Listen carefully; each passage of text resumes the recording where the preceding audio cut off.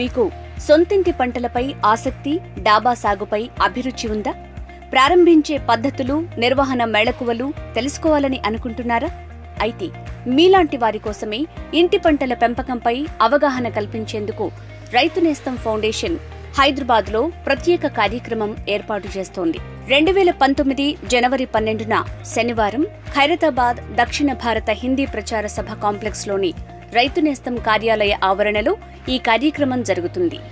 Terrace gardening, balcony gardening, kitchen గార్డెనింగ్లో సేంద్రియ పద్ధతిలో కూరగాయలు, ఆకుకూరలు, పూలు, పండ్ల పెంపకంపై అవగాహన కల్పిస్తారు.